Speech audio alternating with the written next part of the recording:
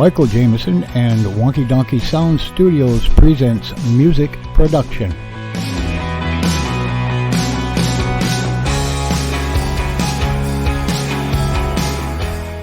Hi, my name is Michael Jameson of Wonky Donkey Sound Studios, and welcome to my first podcast. On this episode, we are going to talk about music production.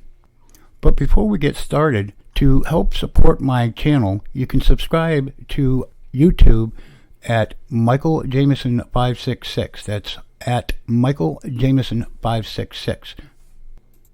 So, let's get into it.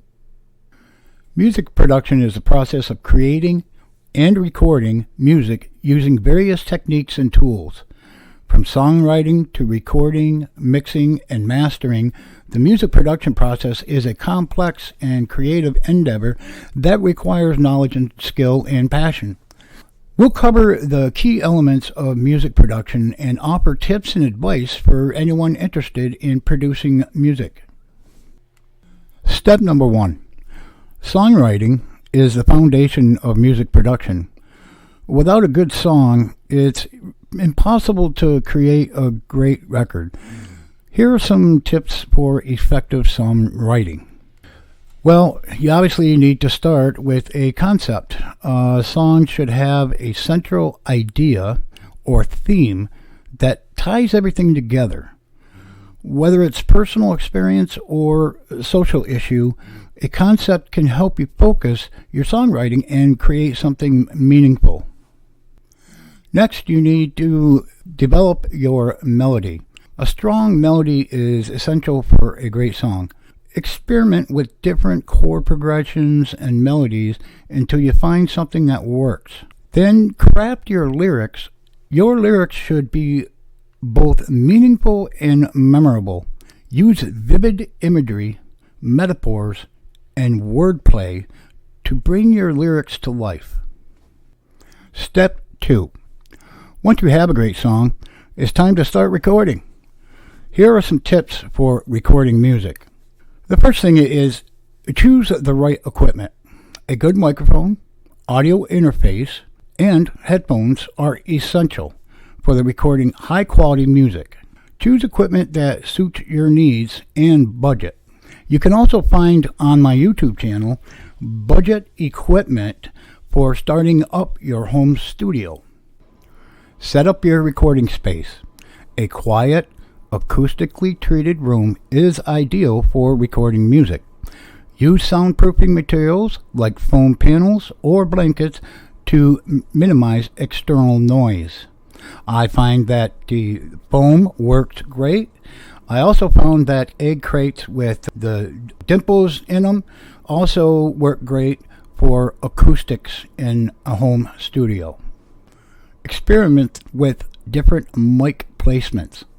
The way you position your microphone can affect the sound of your recording. Experiment with different mic placements to find the best sound for your recording. Step 3. Mixing. Mixing is the process of combining multiple audio tracks into a single stereo mix. Here are some tips for mixing music. Start with a good balance. A good mix starts with a good balance between the different tracks. Use EQ and volume faders to adjust the levels of each track until they sit well together. Use effects to enhance the sound. Effects like reverb, delay, and compression can enhance the sound of your music. Use these effects sparingly, though, and with intention.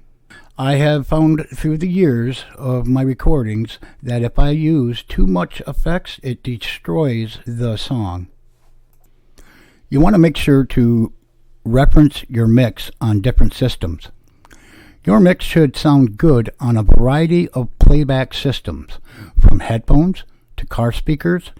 Reference your mix on different systems to ensure it sounds good everywhere.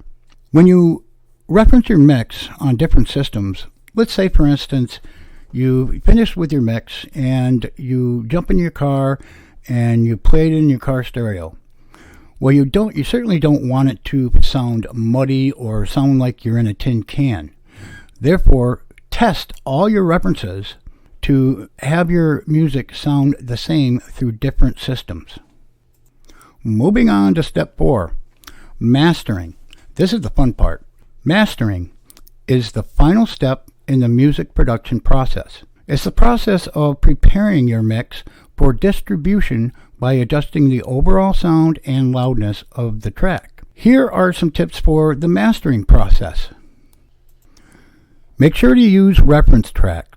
Reference tracks are professionally mixed and mastered tracks that you can use to compare the sound of your mix.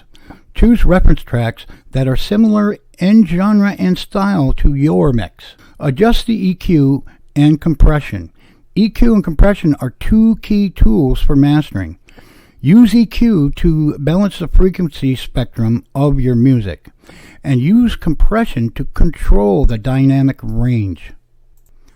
And finally, pay attention to the overall loudness. The loudness of your mix is an important consideration for mastering. Use a loudness meter or a UV meter to ensure your track is loud enough without being too loud, without clipping. Music production is a complex and rewarding process that requires creativity, knowledge, and skill. Whether you're a songwriter, musician, or producer, these tips and advice can help you create great music. Remember, there are no hard and fast rules when it comes to music production. Experiment, be creative, and have fun. To become a guest on my podcast to discuss your ideas, experiences, and processes for producing music, you can start by sending me an email at rockandgrow1971@gmail.com. That's rockandgrow1971@gmail.com. Expressing your interest in being a guest on the show. That's it. Just make sure that you email all lowercase rockandgrow1971@gmail.com. Thank you and be well.